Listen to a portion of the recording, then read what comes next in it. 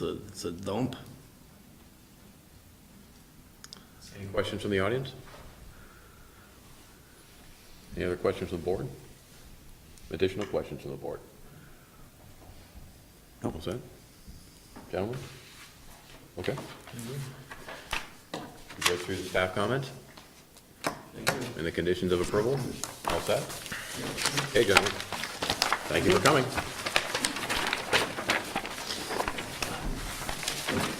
Okay.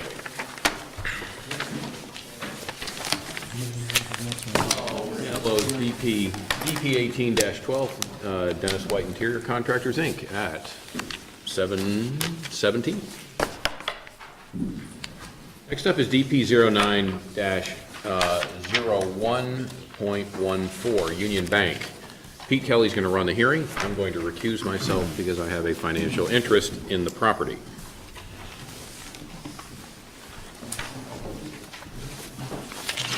Okay, if the applicant would come up to the front, thank you.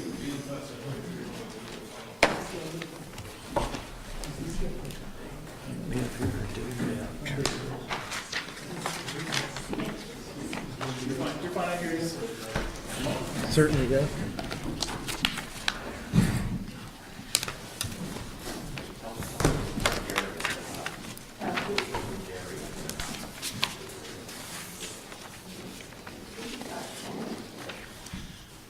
Andy, you didn't move very far. No? If you would please state your name and address for the record, please. Dave Silverman, 20 Lower Main Street, Morrisville. Roy Ward, E.H. Danson Associates, 357 Western Avenue, St. Johnsbury. Andy Rowe, Lamer Road and Dickinson, 14 Morris Drive, Essex. Thank you. Matt? Okay, this is a request for pre-application review of a proposed new bank building, drive-through, outdoor lighting, parking, and appurtenances at the Finney Crossing project in the Taft Corners zoning district. So this is a proposal to develop the portion of the property closest to the corner of Zephyr Road and Williston Road, across Zephyr Road from Simon's Plaza. This is the first time this proposal has been reviewed by the DRB. The Finney Crossing project, as most of you are aware, has a lengthy approval history related to a number of its different components, most recently the proposed hotel off on the other side of the property closer to the Taft Corners Shopping Center. So with this use, the applicant's proposing a bank. That's the North America Industry Classification System Code 52120. All of those financial institution uses are allowed in the Taft Corners zoning district, so it is an allowed use. The applicant is proposing a new structure. It's a 4,800 square foot building, and it is proposed to have a drive-through canopy at the rear of the building for the bank. You may be aware that almost all drive-through service is prohibited in Williston. Banks are one of the only exceptions that our bylaw does call out and allow for drive-through service. So it is allowed to have that. The applicant will have proposed outdoor lighting. A lighting plan will be required as part of a discretionary permit.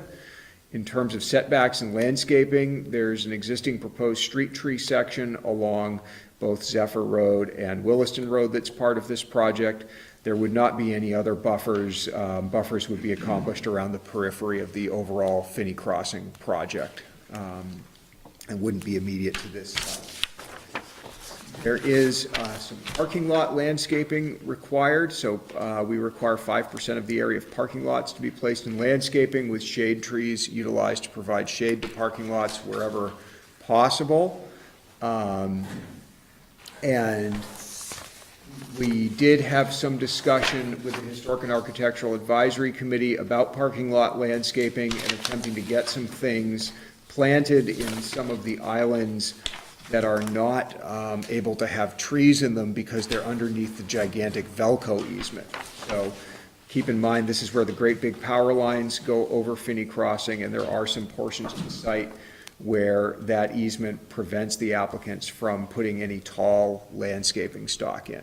That said, one of the HAC's comments was, let's look at some of that landscaped island area, and if it can't be trees, maybe it doesn't have to be only grass, maybe there's some sort of low shrubbery that could be placed in there that would just make it a little more substantial. The applicant is not proposing any outdoor storage. The proposed access to the site would be off the approved street, Market Street, which comes off of Zephyr Road. Market Street does also connect over to Holland Lane, which comes out on Williston Road across from Boxwood at Maple Tree Place. So there's a couple ways into the site, but it'd be off of Market Street.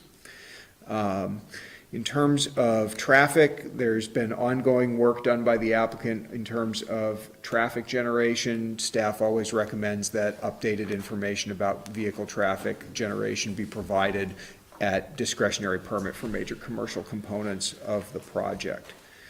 In terms of parking, this building will generate a requirement for additional parking. The applicant is proposing to build an adequate phase of the parking to serve this building. There are other buildings that are just sort of in existence as proposed or potential footprints in this portion of the site right now that don't have uses assigned to them, don't have building designs approved.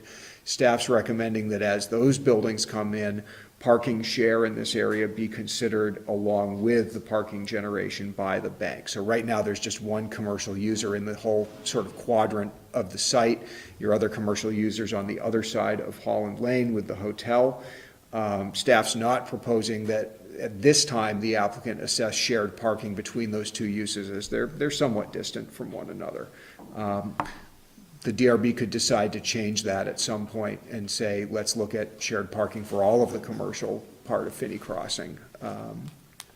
There's some other things about parking that the board may want to consider looking at in a more holistic way than just this one building. We had a conversation with the applicant about some of the bike parking facility requirements. The bike rack outside is pretty easy to do on a building by building basis, but parking in Williston does also generate a requirement for indoor bicycle storage and end of trip commuter facilities, which most of us know as showers. In a smaller bank building like this, a restroom or two restrooms with showers in them would take up a fair amount of floor plan. Staff suggesting at this point that the applicant and the DRB discuss how they want to deal with those end of trip facilities going forward. Staff sees it as desirable in a mixed-use commercial project like this that those facilities be consolidated and shared across multiple commercial users and buildings within the site, similar to what was proposed as a retrofit at Maple Tree Place. Gives the applicant the opportunity to save a little bit of space, not replicate those facilities in multiple buildings, and also build a little bit more of a substantial facility that really becomes like a small commuter center within the site and enhances the ability of employees on the site to utilize other modes of transportation like bicycling, walking, and transit. So up for discussion with the board. The applicant's pre-application floor plan doesn't have a shower in the bank. Another way the board could go would be to require these in each building. In terms of signage, the bank will have signage. There is an existing now commercial master sign plan for the commercial component of Finney Crossing. That master sign plan right now is just about the signs on the proposed hotel. That master sign plan will need to be amended to include any proposed signage for the bank, and will need to be amended over and over again as other commercial components of the project are proposed. This project is in the town's design review district, so the requirements of the bylaw under Chapter 22 are applicable to this project, and the DRB does receive advice on that from the Historic and Architectural Advisory Committee. The Historical and Architectural Advisory Committee did look at this project back on February 5th and made a couple of recommendations. I already mentioned the low landscaping and parking lot islands under the Velco easement. There's also an architectural feature on the building, sort of a midway trim element. The HAC is recommending that the applicant consider wrapping that element around the building so that it's on the western-facing wall as well as the street-facing walls of the building. Can you point to that piece of trim right now while Matt's brought it up? They want to bring that around on which side of the building? To the.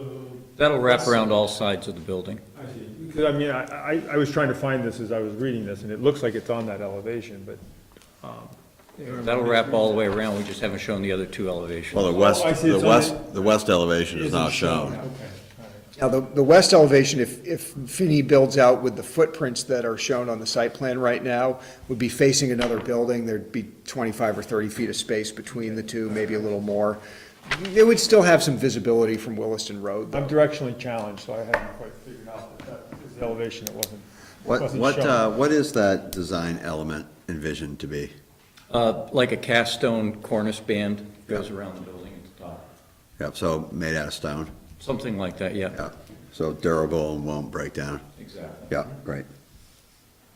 So another design requirement that comes into play is we are in the Taft Corners zoning district, which means the infamous 5 of 9 design criteria apply. This is not a significant challenge in a project like Finney Crossing because the bylaw does allow those 5 of 9 requirements to be met site-wide. So under a single site plan approval, you don't have to meet everything at every building, you have to meet it across the site. So this is where we're talking about having good pedestrian connections, and I'll go into that for this building in a second.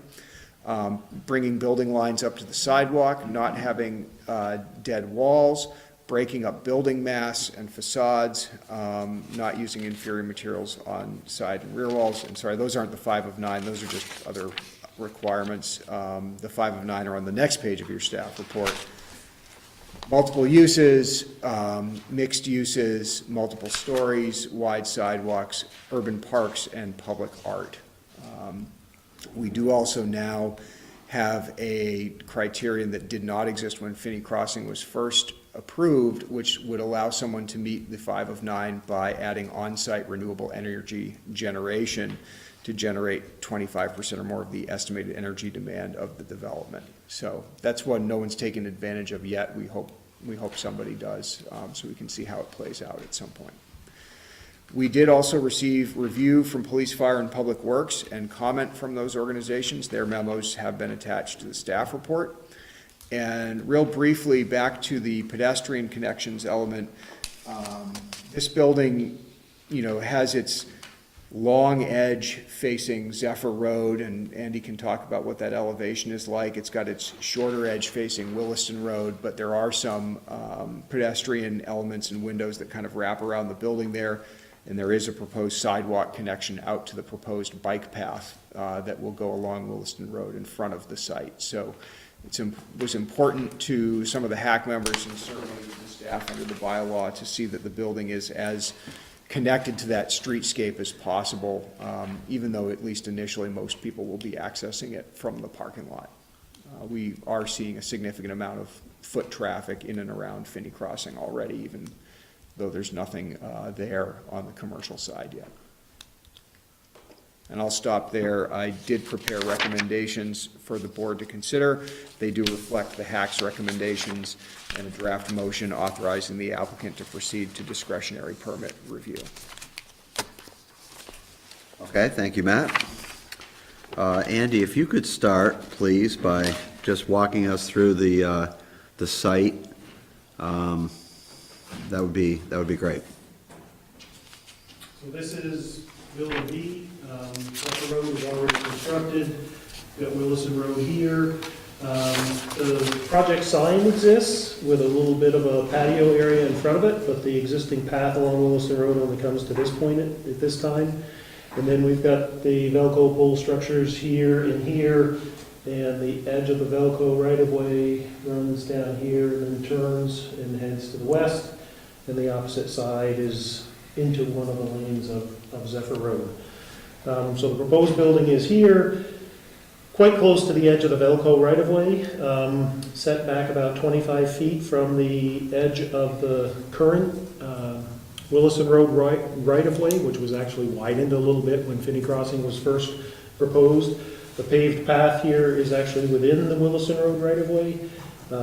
So in talking with staff, even though the bylaw doesn't currently require it, we talked about the intent to have the building set back a little bit from Williston Road and Route 2A. Currently, the bylaw only requires it along Route 2A, but that's why we're set back a little bit here. There's also a 15-foot wide easement outside the right-of-way in case Williston Road was ever widened. V-Trans wanted a place for the bike path that will be initially constructed within their right-of-way to go should Williston Road ever be widened in this area again. As Matt said, we've got a connection from the bank coming roughly perpendicular out to the paved path along Williston Road. We've also got the sidewalk connection along the south end of the parking lot connecting to the paved path that's existing now along Zephyr Road. And then the sidewalk continues and will link up with the sidewalk along the edge of Route 2A to connect to the sidewalk along Market Street. What would be the extent of the parking lot construction that would take place with this project? So at this time, what's being proposed, even though there's only a 36 or so space requirement, is everything that's shaded.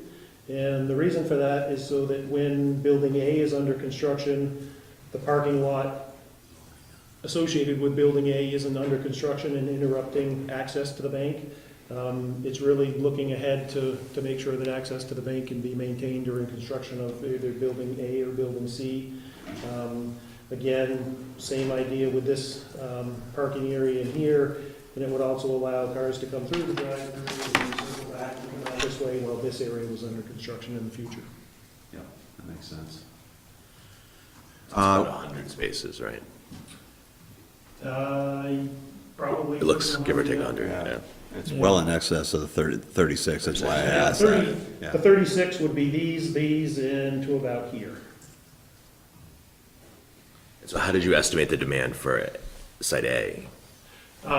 Based upon the bylaw.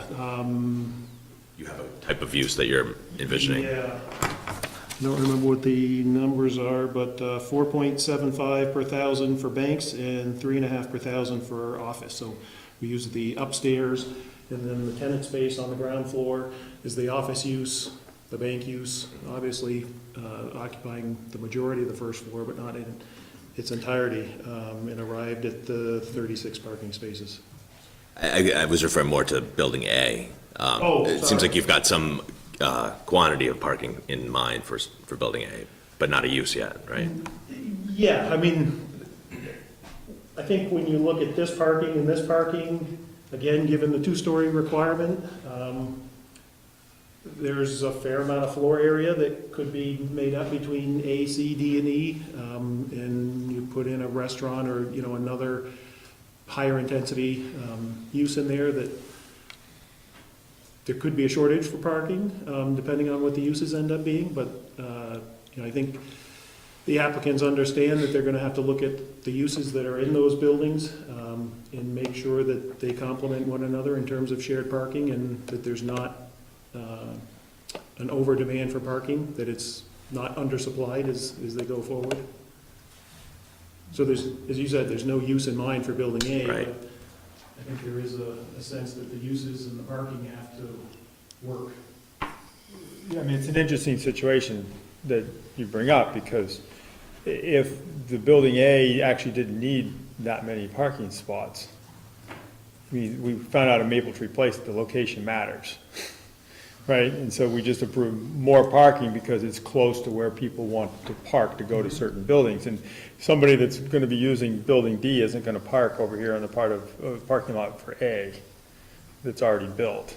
Or if A never- Even if you don't build as many in the interior there, I mean, maybe they will, but only because those are the last ones that are open. So I guess we just want to be careful that we don't overbuild in an area that is never going to need those parking spots.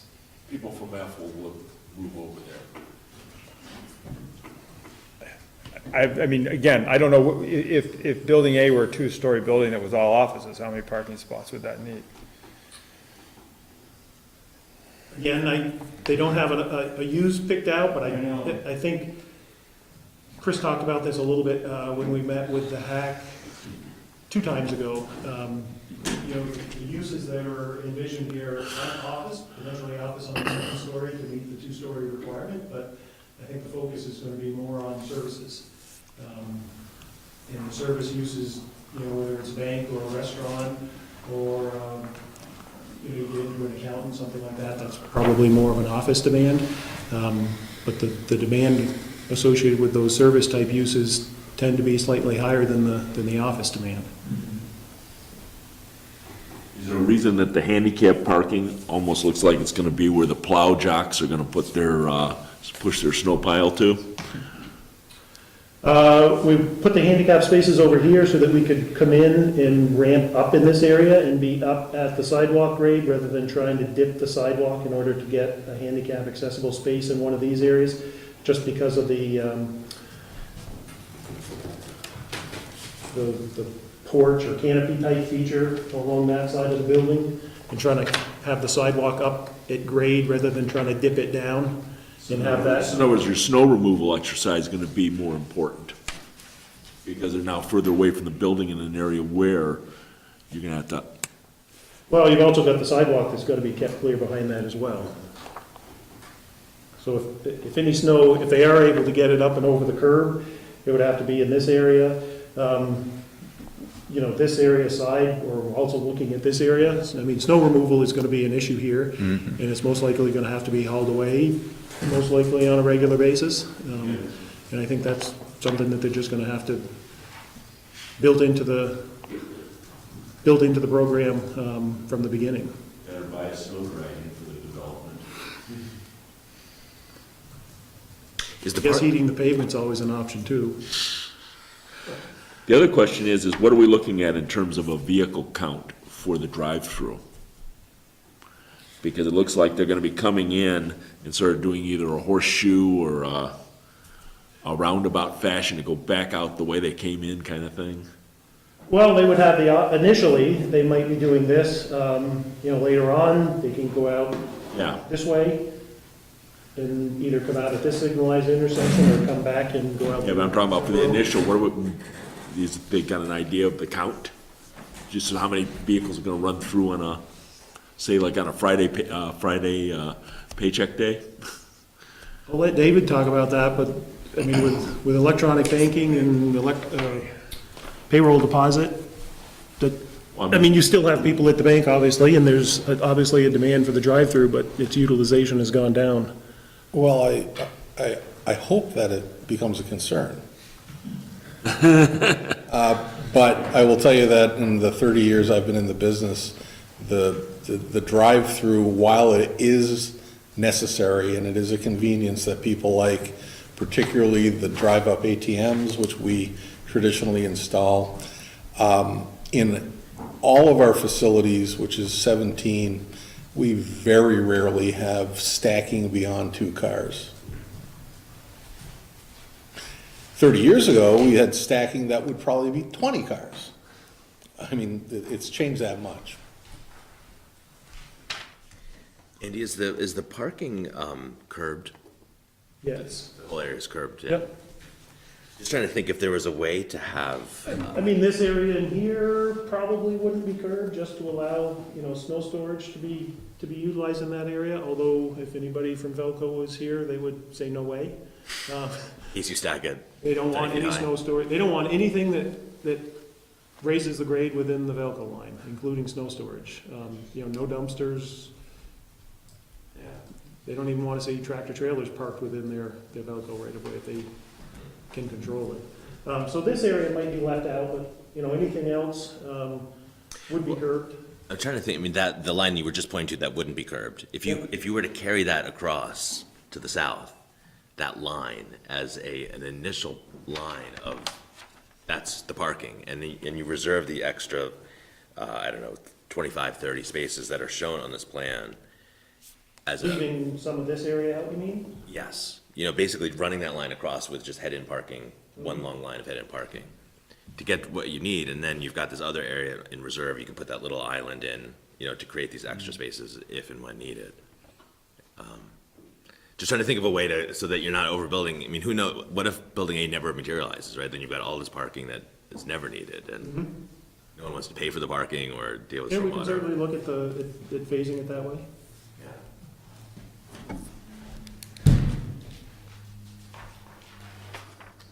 Before we turn it over to you folks for additional comments, could you walk us through the elevation of the building and some of the design elements and materials that you envision?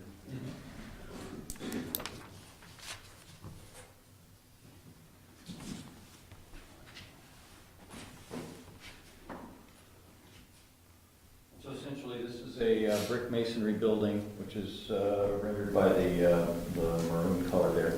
We have this cornice span that runs across all the way around the building, and we're looking at some kind of stone panel here for the accents for the stair tower on this end, and just the other element on this portion here to draw attention to the building. And we have this band here, which is part of the canopy that runs around, probably be some kind of wood materials or composite materials rather than stone. We have, obviously, the windows would be probably a clad aluminum, something like that, and most likely clear glass. We've got a parapet up here that's probably 2.5, 3 feet above the roof so that we can hide some of the rooftop equipment because we're aware of that requirement. And we are in discussions with the owner and our engineer about doing solar panels on the roof as one of those requirements. We're going to see if we can make that work and get that as part of the project. We also have a similar stone rustication at the base of the building that'll go all the way around so that the backside isn't a flat, dead elevation. We're going to try and keep that as articulated as possible.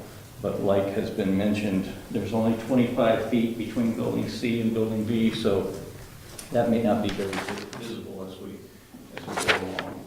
But certainly this southernmost portion of the west elevation will be seen pretty clearly there. The other thing that we're looking into is whether or not this portion here becomes an exterior space for staff for summertime use. And regardless of whether it actually materializes as a usable space or not, one of the comments from the hack was, can we do something across here to give this a little more interest? And so we're going to develop a railing system to go out there and create some more interest at this portion of the elevation. Generally, it's a flat roof, flat canopy down below, so we'll have to internally drain that. We've got the drive-through on this end here that'll have a drive-up ATM and other, the regular drive-up services. Great. Nice looking building. With that, I'll turn it over to the applicant for any other additional comments that you have. I don't think we have anything to add, but we'd be happy to answer any questions. Public restrooms on the first floor, out of curiosity, for people visiting the businesses? Are there? Each business would have its own restrooms, but there wouldn't be any public restrooms for off the street. I know, well, yeah, I gathered that part. But I'm Yeah. talking about if you were there for business, Yes, there is a restroom for the Yes. customer, is my point. yes. So in other words, a customer to the bank has to go into their break room to get to the restroom, correct? In this plan, yes. Okay, that's But this plan is changing a little bit, so it's going to be a little bit more available. But yes, The reason I was just asking, because I had noticed that, that the second floor office complex, I'm sure that the guy in the corner over the vault is gonna be taken over by a business that I rob banks, for just drilling down straight through. yeah. You're talking about this vault here? Yes. And vault is a loosely defined term. It's basically a box. Yeah. It's not one of the vaults that we used to seeing with the big door and so it's a safe deposit vault storage unit. No class anymore for the old banks now. Isn't it terrible? So how many tenants are you envisioning here in addition to the bank?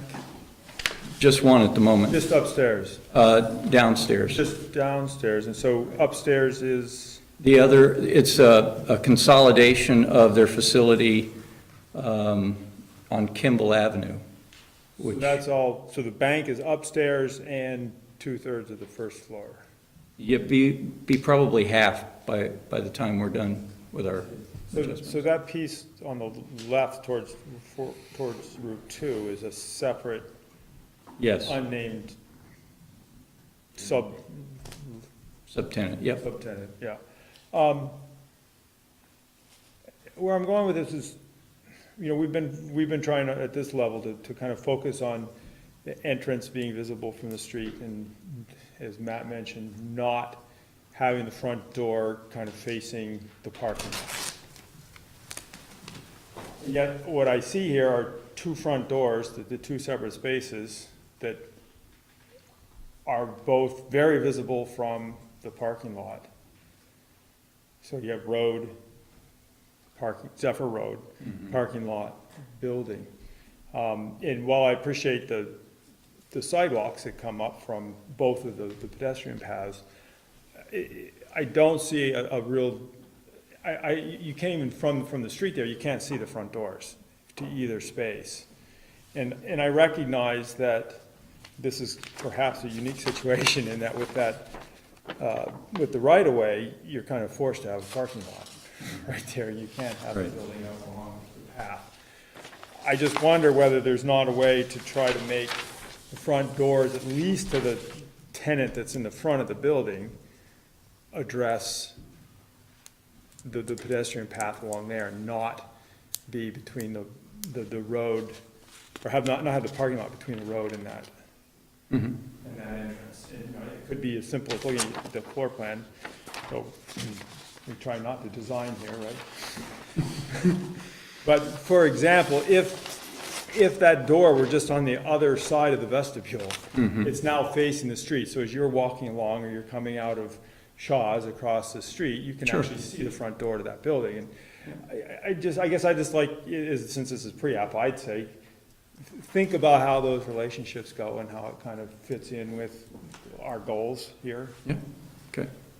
You have doors like kind of on the corner on each, facing each direction. You can do that. That can be confused. That can be difficult from an architectural standpoint sometimes. Yep.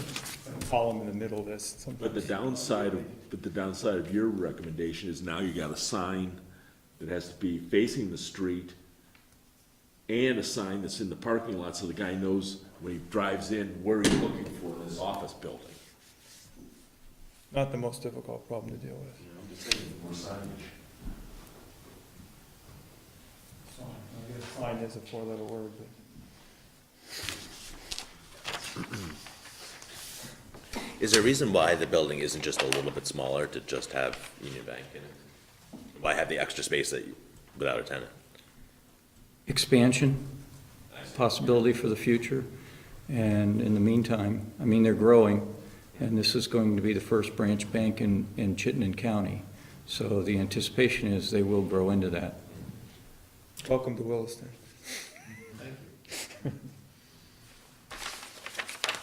So the funny part is that if you grew enough, you could absorb the whole building, potentially. That's correct.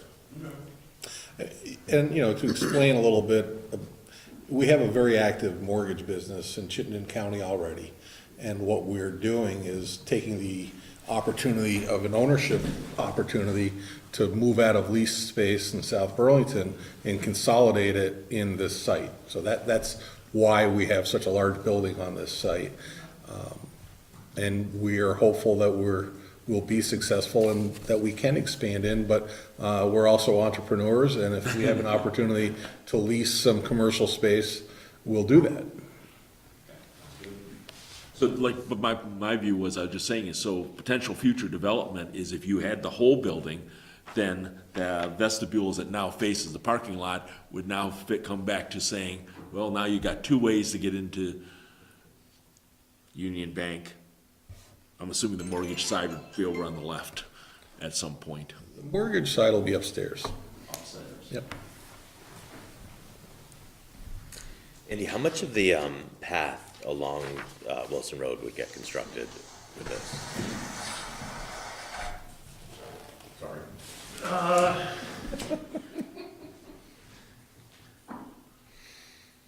I mean, at a minimum, it would get built down past B. At that point, depending on what the board feels, it might make sense to carry it down to this point. We do have the second crossing, by the way. Yeah. I noticed that. These buildings are further back. It might be an issue when they're constructed. but it might also be that, you know, one lift of pavement goes down on the path, and if the path gets impacted with the future commercial buildings, it gets either patched and then all overlaid, you know, along the entire length at the end. But, you know, I think that was sort of the question that the board had talked about with Holland Lane is, as you start to build out, there's the demand, and you need to provide something for the people to walk on if the users are there. Yeah. It would be nice, I mean, with that, you know, the signalized intersection there at Holland Lane, to have that accessibility on foot all the way down.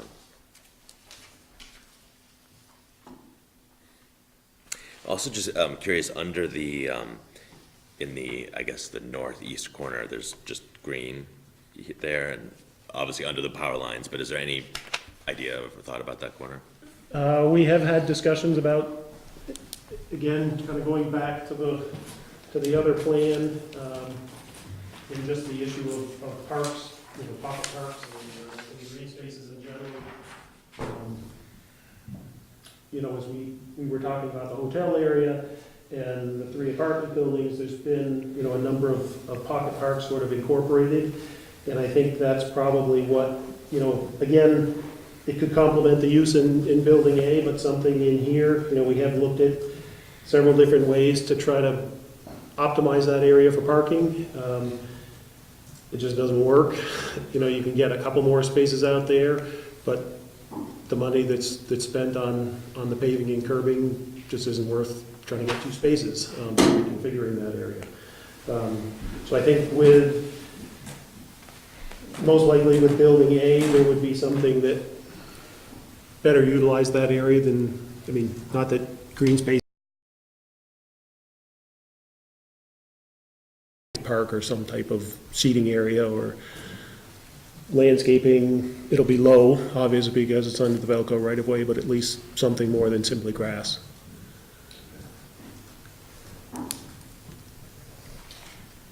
Any other questions from the board? Any additional comments from the applicant? Any comments from Mr. Phone? No, Mr. Chairman. I Okay, guess if we could get the board's thoughts on the item that Matt had raised as far as bike parking and the trip facilities being centrally located in the common building, as opposed to locating them in each individual commercial building. I think there's something in the bylaw, Matt, that talks about no more than 600 feet, and I don't remember what section that's in. I'm not sure if it's directly related to the end of trip facilities or, I think that's the street parking offset. yeah, and that might have been it, and I was, Maybe a nice parallel to draw to, you know, how far do you want to make someone walk once they've parked their bike for the day and potentially even taken a shower? It may make sense to look at sort of the 2 commercial halves of the site on either side of Holland Lane. But I would also say that, you know, if there was a truly substantial consolidated end-of-trip facility for the whole commercial site somewhere near Holland Lane, one side or the other, that could work, you know, if it felt like a real place. What's a little bit of a challenge, I think, for the board is that you have a small building in front of you now. The hotel essentially came along with its own storage facilities and showers. You have theoretically some fairly large buildings still to come with more opportunity to locate these facilities, but you are well aware of the dangers of kicking the can down the road and ending up stuck at the end and, you know, wanting to, you know, work with the applicant, but be careful that the bylaw requirement is met before the project's done. Basically, the question is do we have any kind of projections on CD?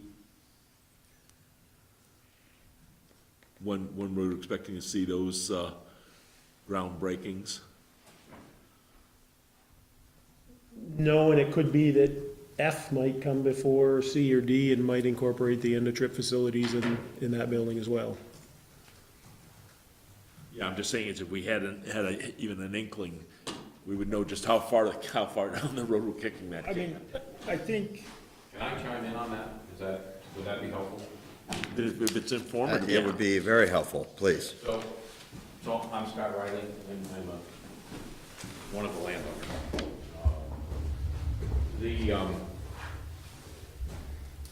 Tell you what we kind of know, okay?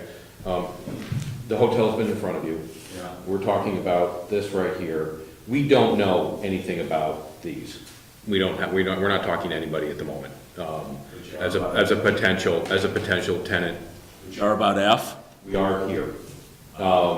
We are talking to somebody right now about this building, and we hope that it will be in front of you sometime, we hope in the next couple of months. And the distance between that building and, Well, let me just finish. So in order for this building right here, you'd walk, you'd probably either walk across here, and down, or you kind of do this. We have also done a design study on H. We don't have a tenant yet for this. We have had our architects do a two-story. I think, did you see it? You saw it, right? Is there a rendering of it in the A2 filing I believe so. that the board saw a couple weeks ago? I believe so. It's a two-story, probably four tenant, 4,500, 5,000 square foot pad, 2 stories, 4 tenants, we think. And this might be a good place to locate a end-of-trip facility as well. This would be something that the owners of Finney Crossing would develop. And maintain? We don't have anything yet. We don't have anything yet for F. well, the building along the front being larger, your space hit would be less if you put the facility. Say that again, Paul? Your percent of, space committed would be less. Well, this would be, Volume. so this building would be owned by a different entity. It's not something that we're developing. We would be, we would be the ground lease, so landlord, okay? So it would come in, if and when it comes in, it would come in, be submitted by a separate owner. And so that's what I can tell you there. So that's what we know. That's where we are, and the challenge here is trying to piece this jigsaw puzzle together, and it's hard. And I wish that sometimes you wish, a Cottonwood Crossing over here is a completely designed project. You know what it's going to look like. Finney Crossing is completely organic, and it's going to. We hope it's going to look like what a downtown used to look like, where each building is different. Each building has a different, on the skyline is, multifaceted and different heights and different architectural styles and different looks and colors and feels, as opposed to the same thing, like across the street at Maple Tree Place. And that's our goal at Finney Crossing. And we're happy to share with you as we find out ourselves. We're in the early stages. Union Bank has got a great looking building, and they happen to be first in, and it's not a huge building, but we think it's going to anchor the corner beautifully. They've gone to town with the design and the architectural renderings, and it's going to be a nice addition to the area. So that's what I know. my comment on the topic about the end of trip facilities and whatnot is I think there's a couple issues here that are kind of related. One was a question that came up earlier about how much of the bike path are you going to build? Because there's something else that, does everyone just put in the piece that's in front of their building? It's really kind of a campus-wide amenity. And interestingly enough, it also pertains to bicycles. So, when you get to building F, there's less pedestrian pathway that's kind of associated with that. So, how do we decide whether Union Bank should be participating with more bike path, less bike path, end-of-trip facilities? It's an excellent question, and I'm looking forward to the conversation here. We get going, but I understand, and I respect your request that we actually comment on that, and I hope we do. So there's one across the street in Maple Tree Place. What does that look like? Well, it doesn't exist yet.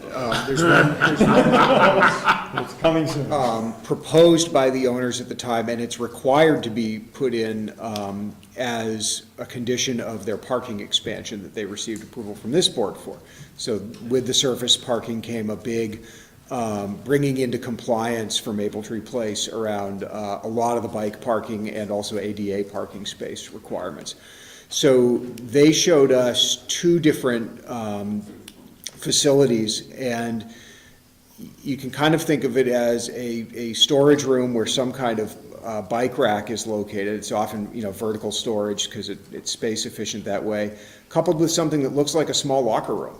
There's a place to keep your stuff, there's a place to take a shower, and move on out and go to your work site within the shopping center.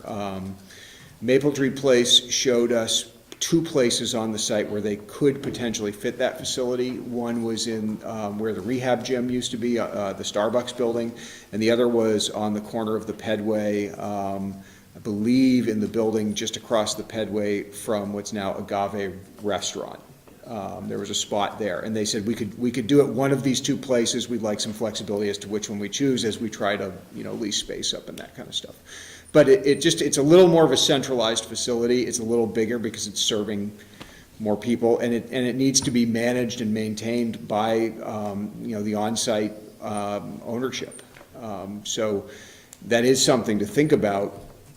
When you see one that's shared like that, is it going to be feasible for somebody to take care of the thing? Lot 30, the Panera Bread building, also has a shared facility. So that big long building along Route 2A has a central corridor. That corridor has the stairs that go to the upper floors and elevators, and it also has the bike facility and the restroom that's got a shower in it for all of the tenants of the Lot 30 site. So that's a shared one. Just picture a dark, moldy room that no one ever gets used. They're scared to go into it. It would certainly come down to maintenance or management of that space. Yeah, I've worked in sites as a bike commuter where there was a shower in the back of the store and we used it to keep stuff because we didn't have anywhere to put our inventory. So, Right, you want to right. use the shower, you can take those 75 shoe boxes out of there and go for it. So all of that stuff's got to be managed at a finer level, honestly, than the current staff is capable of staying on top of. We're not set up to go, check everybody's bike facility. But if we took a worker complaint who said, hey, there's supposed to be a place for me to keep my bike inside, and my boss says I can't, someone could come to our counter with that, and we could respond by looking up conditions of approval and plans and enforcing if we need to. So what are they required? They're required to have space inside.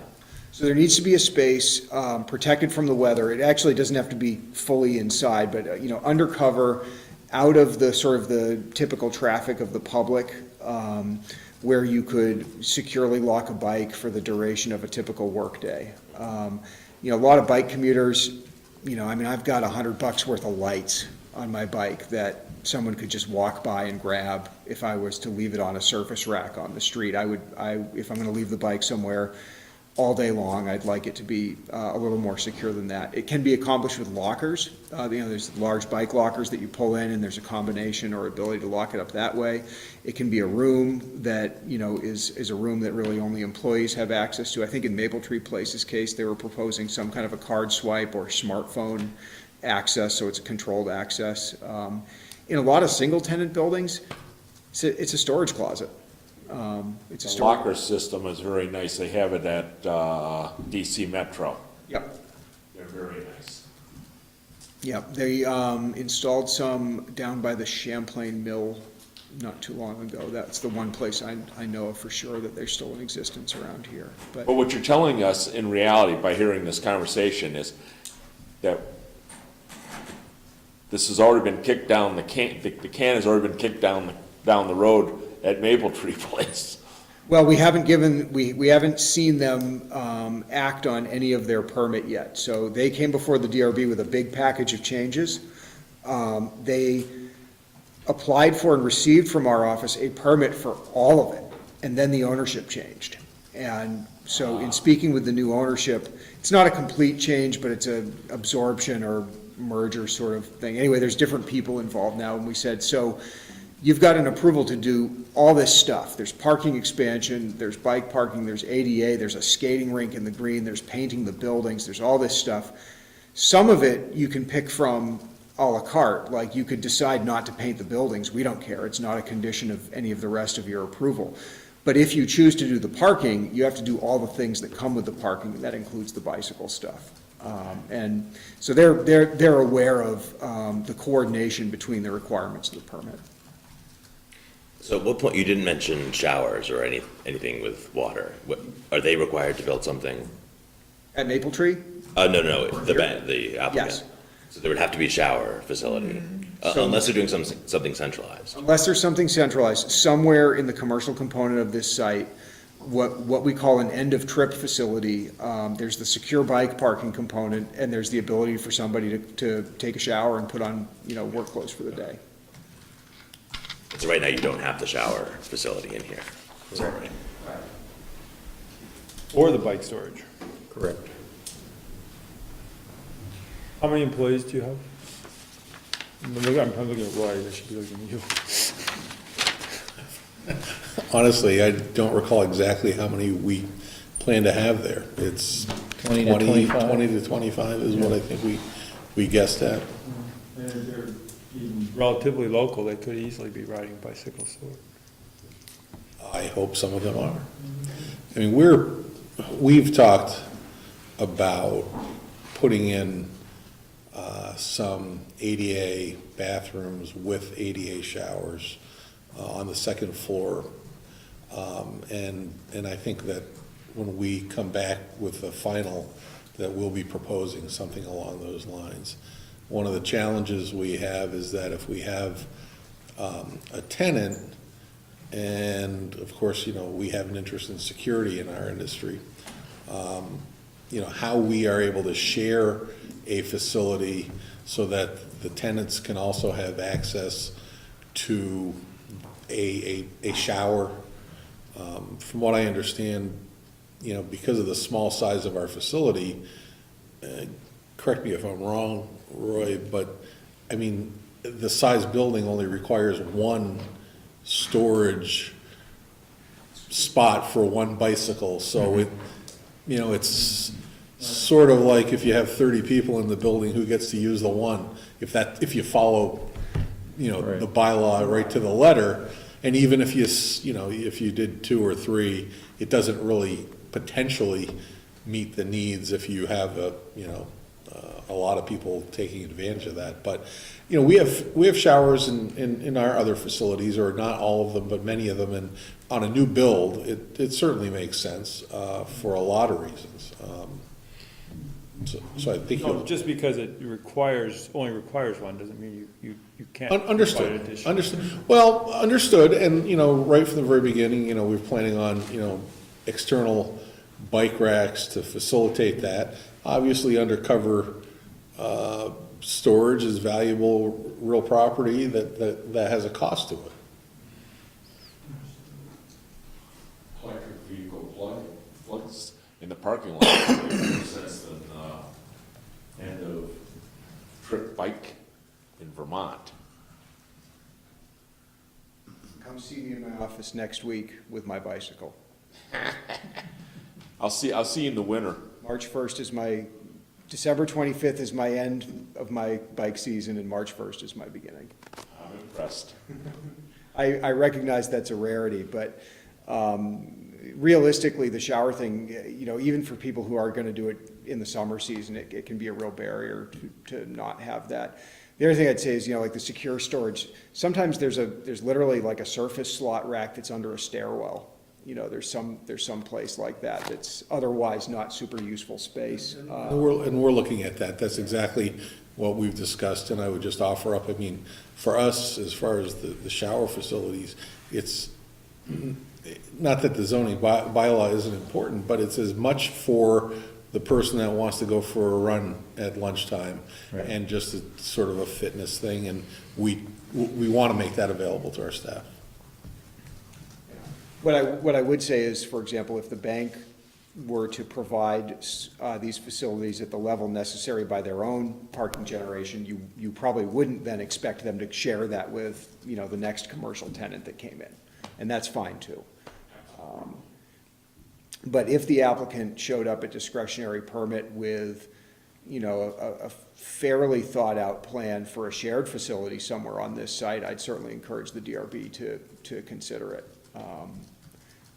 I see those shared facilities as by their nature, there has to be a bigger commitment to maintaining them and, you know, not turning them into something else. And they also just help sort of structurally encourage the use of different modes of transportation when you provide people with that facility. If you look at the Miller Center, the off-site multimodal center for Champlain College down on Pine Street, that's a really good example of a facility that allows people who are commuting to the college to use something that's a little bit removed, but gives them, you know, there's a place to grab a cup of coffee, there's a place undercover, there's a place to wait for the bus, there's a place to leave your car, park your bike, et cetera. And, you know, that little bit of structural enhancement helps people realize, like, oh, I don't need to drive my personal vehicle right to the doorstep of my destination on the campus.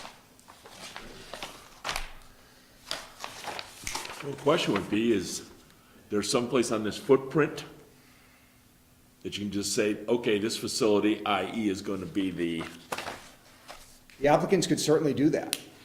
end of parking, you know, the end of trip for the whole development, and then you got it one place, you don't have to worry about each guy coming through giving a, I mean, I can't think of a place on the Finney commercial site that's gonna be more than a 5-minute walk from anywhere else on that site. It's not that big. No, it's not, but, I mean, thank you for bringing up a really interesting topic that we clearly need to discuss at this level. But, you know, I think there's a lot to be said to having it in each facility. Because as an employee who's gone out for a run at lunch, do they want to go over to somebody else's building to take that shower and then walk back? You know, I think your employees would much rather do that. I mean, we have a shower in our office, and it's useful for those people taking runs or people riding a bike to work. Or there have been years where there have been droughts and people haven't had water at their house. And I tell you what, the employees really appreciate that shower at the office. We've had the similar circumstance. So, Out our way, it's mostly freeze-ups. Okay, so I think that this is a conversation that's best now transitioned to deliberation, because it's a little bit more global in nature. It seems Are like there? Andy was asking for more clarification or guidance, right? Yeah, and it may be that it doesn't apply to the bank, but there certainly will be another building at Finney Crossing where the same question comes up, I think. we'll probably be sitting in that same chair. So any other questions or comments that are related to other topics? Any other comments? Scott? Okay. Okay, so we're going to close this hearing at, and thank you for coming. Thank you. Thanks for having us.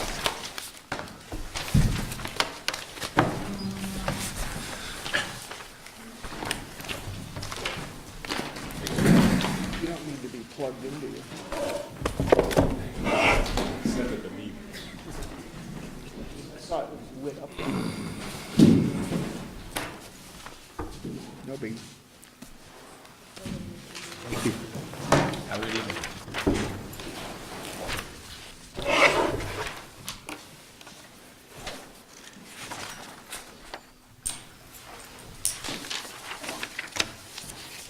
Okay, next up is Stephen and Deborah Page, 841 Governor Chittenden Road, and Jim and Lucy McCullough, 592 Governor Chittenden Road, requesting a boundary line adjustment. Well, that got put on your desk.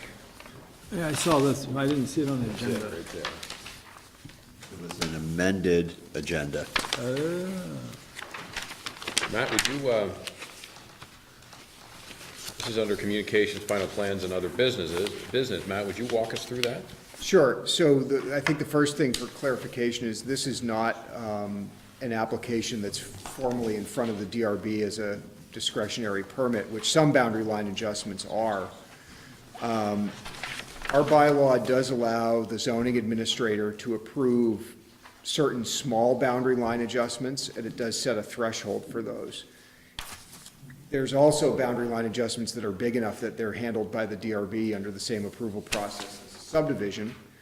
And then there's a few special cases that kind of lie in the middle, and this is one of those. So this is a proposed boundary line adjustment between the Pages and the McCulloughs, Steve Page and Jim and Lucy McCullough. We're on the north side of Governor Chittenden Road. And hopefully you can see from the proposed boundary line adjustment plat that the Pages would be annexing, or rather the McCulloughs would be annexing 17 1/3 acres from the Pages into their property. So the reason, if this was just, you know, two owners and they were rearranging their land and the land was all going to stay developable and everything like that, this would be big enough that it would go to the DRB as a discretionary permit. This is a boundary line adjustment for the purpose of including the lands of Page that are proposed to become part of the lands of McCullough, to put that all in conservation and permanent protection from ever being developed. So the board members may be aware the town is in the process of working with the owners related to a large purchase of this land for recreation and preservation purposes, and one that would take it out of consideration for development. So you'll note the citation of the bylaw down below there, 10.1.3, talks about first the sorts of small boundary line adjustments that the administrator can simply sign.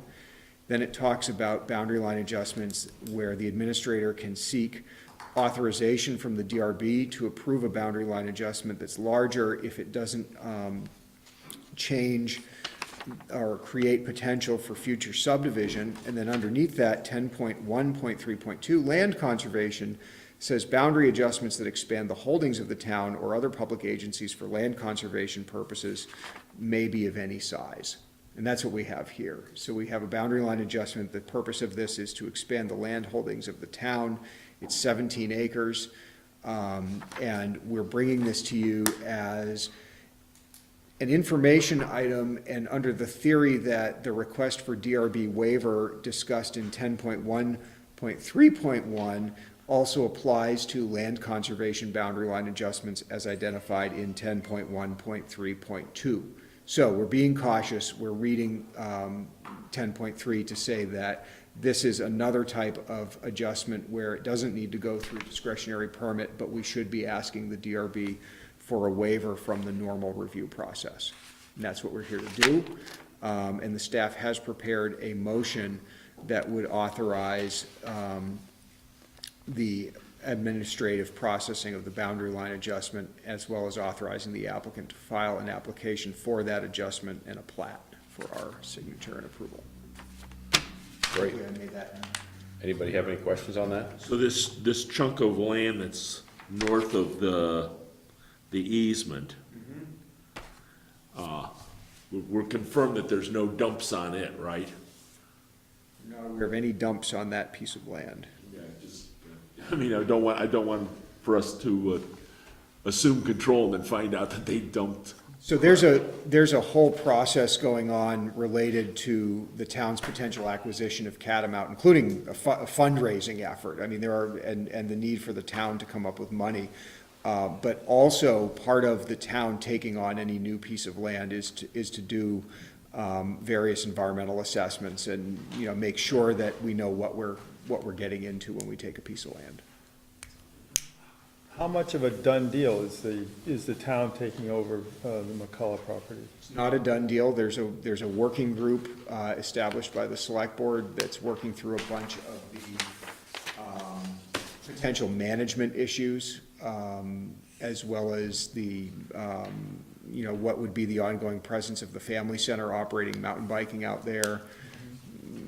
all of those things are up for discussion. If that's the case, then 10.1.3.2, land conservation, this is not a boundary adjustment that's going to expand the holdings of the town at this point, because it's not the town's land yet.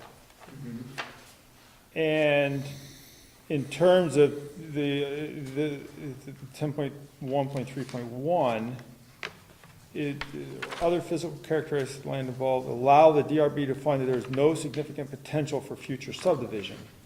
Well, I think, once the town owns that, then I think it'd be easy to find that there's limited potential for future subdivision, but as long as the McCulloughs are still owning it, they're landowners, they will have that, and they certainly have a piece of land there that could be subdivided if they weren't putting it into conservation. But I think you could also look at it as it's all in current use, it's a nonprofit, they would probably get killed if they tried to do it. I understand. From a tax standpoint. So I think you're reading it as the letter of the law, not necessarily the spirit. Understood, but my understanding is that the reason this is in front of us is because of the letter of the law. So, correct, and, our understanding is, as Ken says in his notes here, the BLA would not be executed by the property owners unless the Catamount land holdings are approved for purchase as a town forest. Okay. So, this is essentially the pages looking for an easy way to move this over and then have it become part of the town's purchase. So that condition is in here? That statement is in your staff report. There's not really a So condition. could we add that statement to the proposed motion? Sure, you can say this, we understand this is only to be recorded if this. This Catamount approval purchase is happens. contingent on. Does it say that in the motion? Provided that. Last sentence. John, you Yeah. get to handle that one. Great. So where was that, Ellen? Second bullet in the motion, This approval authorizes, Yeah, it's already in there. so it's in there. by the town force. Second Yeah, bullet. good, that's perfect, yeah. All right, Thanks, Emily. Good. Keeping us on track. yeah, I'll read that. Any other questions on that one, guys? No? All right. You go to that, Pete? Yes. Okay. We're gonna go into deliberation.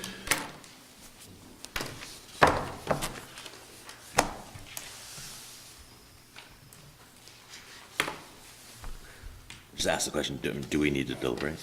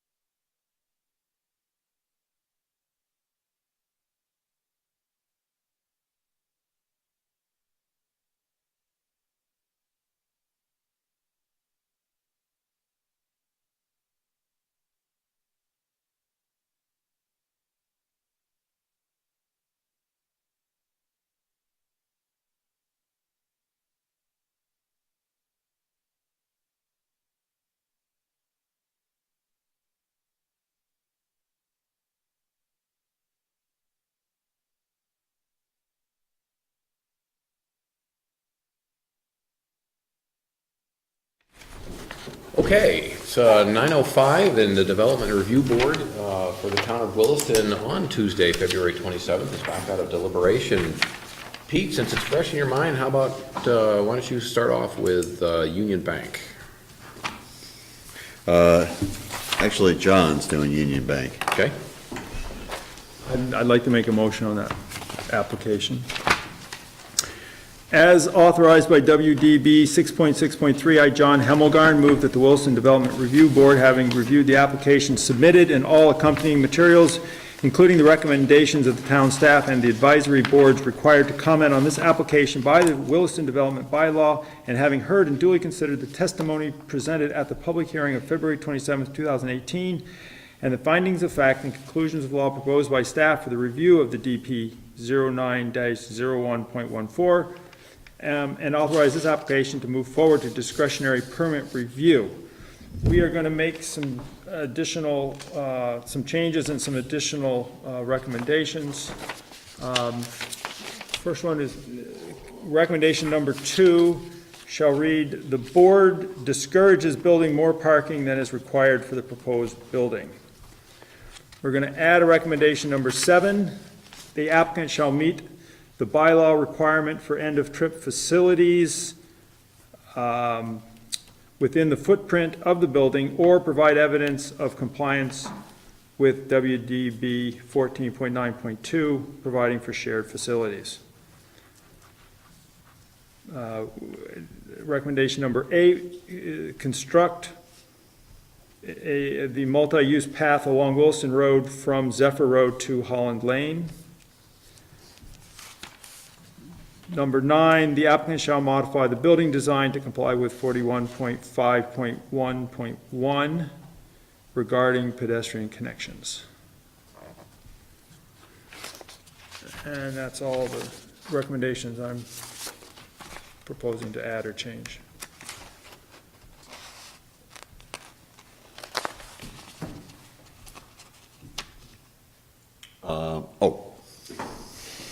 Forgot that I was doing this. Is there a second on that motion? Second that. Any further discussion? Hearing none, all in favor indicate by saying aye. Aye. Any opposed? One abstention. Motion carries. Okay. Next up is,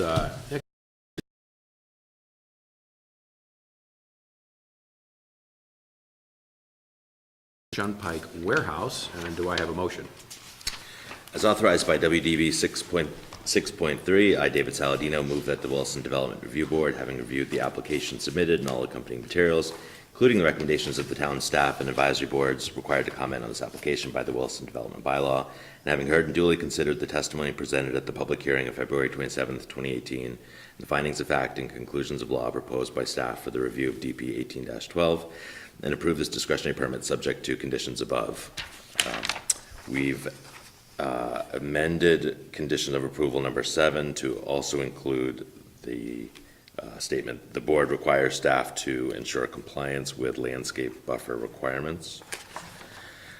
This approval authorizes the applicant to file final plans, obtain approval of these plans from staff, and then seek an administrative permit for the proposed development, which must proceed in strict conformance with the plans on which this approval is based. Do I have a second? Second. John seconds it.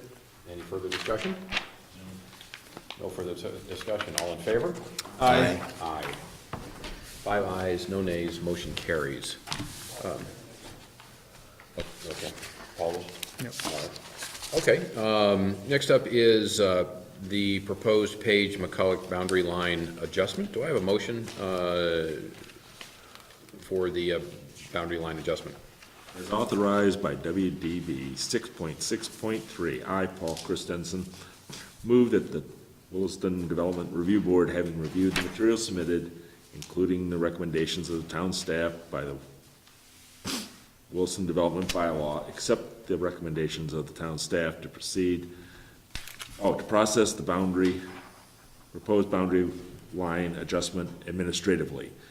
This approval authorized the applicant to submit an application for an administrative boundary line adjustment, provided that the town forest plan for the Catamount Family Outdoor Center is approved by the town select board. Great, thank you. Do I have a second? I'll second it. Pete seconds it. Any further discussion?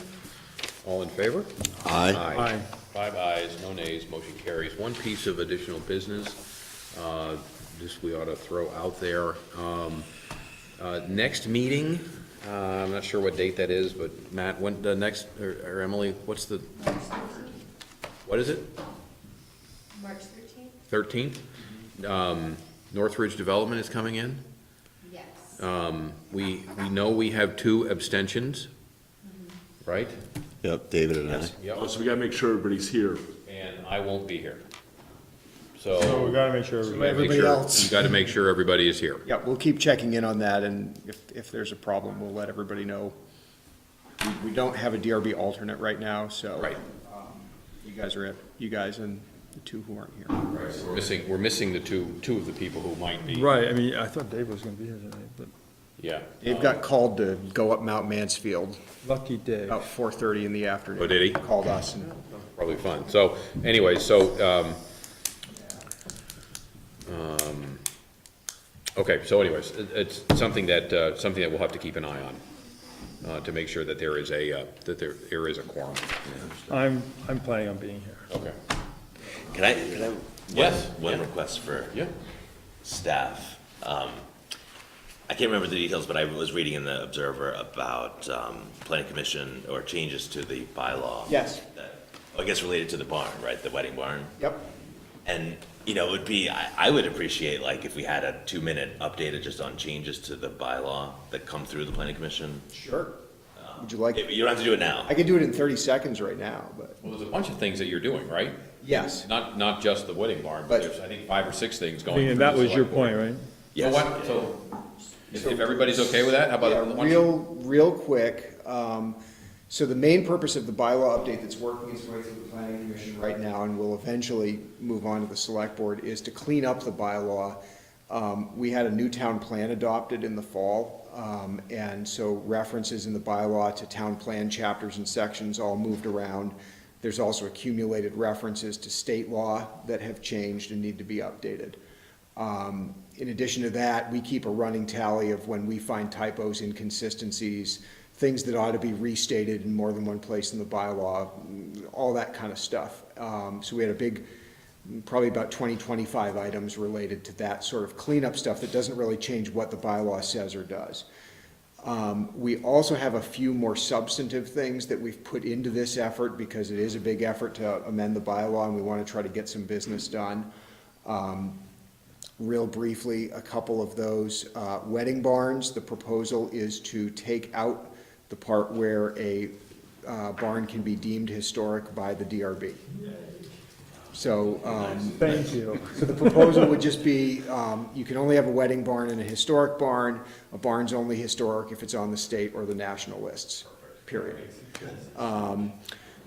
Another one that wouldn't affect you guys is an exemption of chickens from the minimum lot size requirements for livestock kept on residential premises. So this lets people with a lot that's smaller than an acre keep, female poultry is the term. No roosters. And so they're exempt, they would be exempt under this change, and the select board is working on their end. If people get to have chickens on smaller lots, will there be some sort of ordinance or thing that doesn't exist in zoning that regulates the conduct of urban chickens? Health-related stuff, chicken licensing, chicken permitting, whatever. Urban chickens. They'll just simply be exempt from what we talked about. Another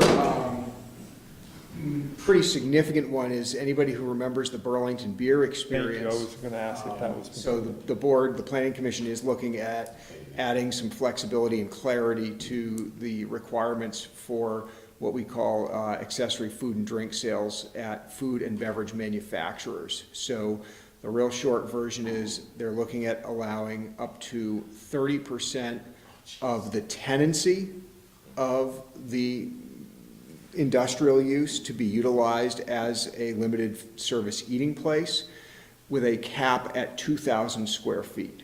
So If you're at 6,000 feet or bigger, you're just stuck at 2,000. It doesn't keep getting bigger. And under discussion is whether to also allow up to a 500 square foot outdoor service area with some caveats about how you get in and out of it and how it's fenced and screened from public access, et cetera. So if you might remember Burlington Beer's proposal, to get onto the patio, you had to go in and come back out of the building, and you couldn't just sort of jump from the parking lot to the patio. That would be part of it. And we would just have a hard number of 500 square feet. So no percentage, it's not additive to the 30% or 2,000 that happens inside. It's just a number, easy to administer from our perspective. So, Is that up from, was it 10%? so it was 10%, and it didn't say tenancy, it said 10% of the building, and lo and behold, we've got all these multi-tenant industrial buildings, and that introduced some fuzziness into how it was administered. Current bylaw is silent about whether anything can be outdoors, and if something's outdoors, whether it gets counted against the percentage. So we're trying to clean up all of the ambiguity and fix some internal inconsistency and provide more flexibility with that change. So Does that change, would that change then what they proposed, would that be? Burlington Beer's outdoor area was about 980 square feet, so it wouldn't allow an outdoor area as big as what Burlington Beer wanted. It would allow an indoor area that I think would be a slight bit bigger than what Burlington Beer was asking. But big enough to serve. It would be We're some, at 1,500 and 1,500, as I recall. we were at max 1,500, and we were administering 10% of the tenancy, and the DRB agreed with that interpretation. So that had Burlington Beer stuck at 950 indoors only. So this would get them, because of the size of their site. More than 2 times. 2,000 plus 500, where before they were looking at 1980 plus 980 or something like that. So it's fairly close to what they were looking for. So we'll see. The planning commission is still in their hearing process. They're coming back to that stuff next When do you week. think this will get in front of the select board? They'll probably close their hearing and vote to transmit to the select board shortly, this meeting or next meeting. Then the select board will have to decide when they want to take it up. They always like to do an informational meeting before they, go and hold a hearing. It's town meeting season. It's going to be attachment A to the sewer allocation ordinance season shortly after that, mid-April.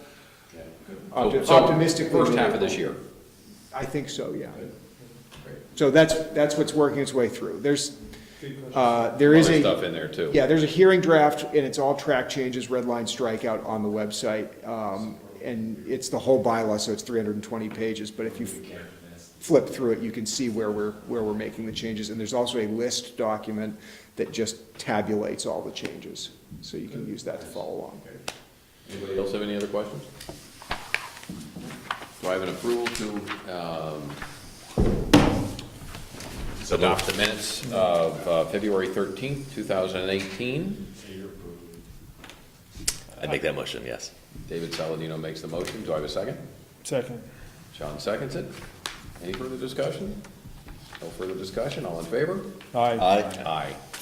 5 ayes, no nays, motion carries. Would someone like to make a motion to adjourn the meeting at 9:18? Thanks, everybody. Thank you.